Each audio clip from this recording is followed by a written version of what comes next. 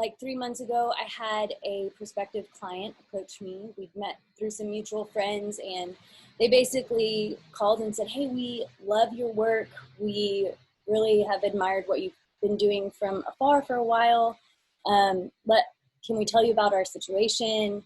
And they shared like, hey, we've been working with a designer, a well-respected designer who we've worked with in the past on other projects, and it worked out before, but this time she's given us like 15 logos or something like that, and nothing has worked.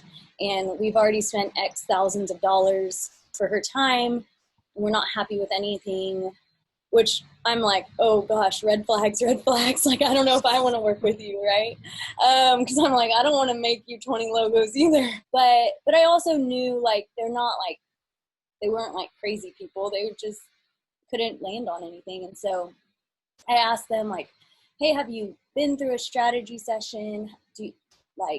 Ask them all kinds of like, what are you actually trying to solve, trying to dig deeper, and kind of got to the point where they were like, we just really feel like it's not communicating our values. And I was like, well, what are your values?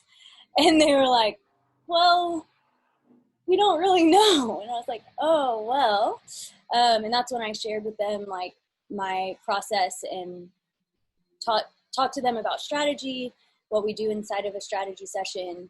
And then I told them, so we'll go through a strategy session. I'll present the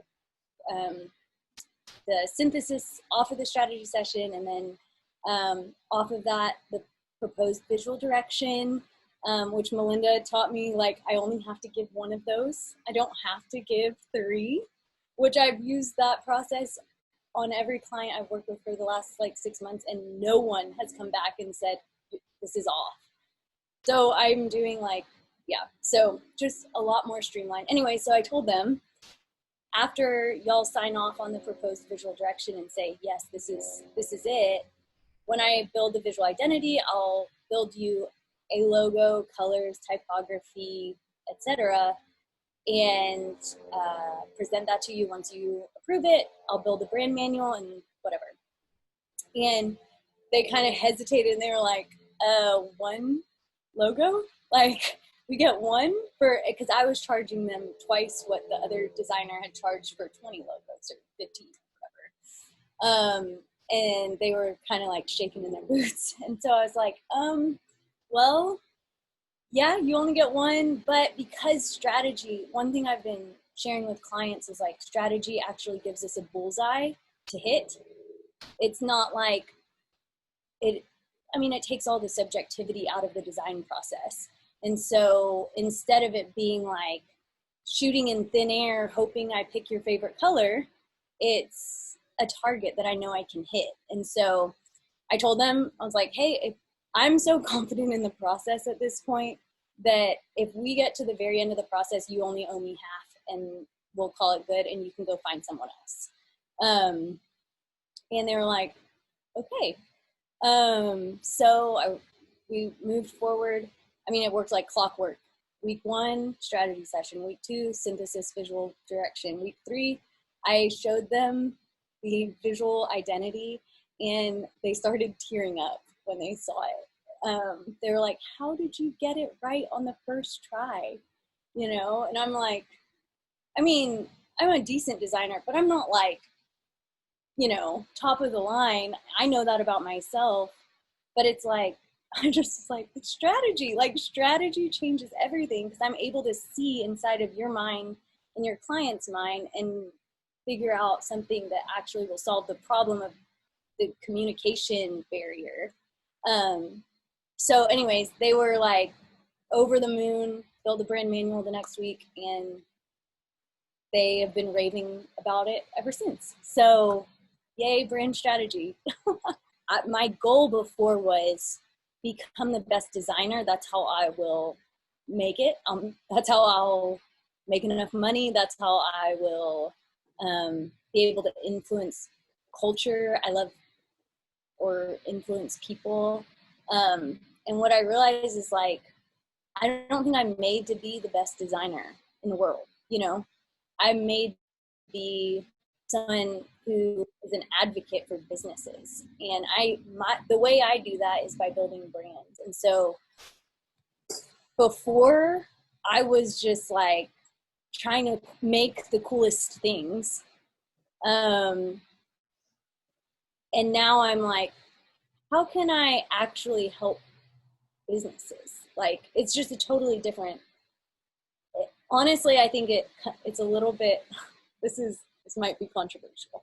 But the way I was designing before was very self-centered. It was very focused on me, my work, how much will people like this? Is this going to be, considered cool? And how unique can I be? When I found strategy, it became all about the client and all about how can I help them? How can I build their business? How can I get them more customers? How can I make them more successful? And in turn, when I started entering in humility to the process, one, I was able to learn from people around me. And then two, the businesses I was working for actually started getting results from work that I was doing for them. So one of the businesses, a nonprofit I was working for, this is just like the mindset shift, an example. I did some packaging design for them, and they ended up getting a wholesale account with a really large, I can't say the name, but a large company brought them in. And because of that, they were able to hire more underprivileged people and give them livable wage jobs.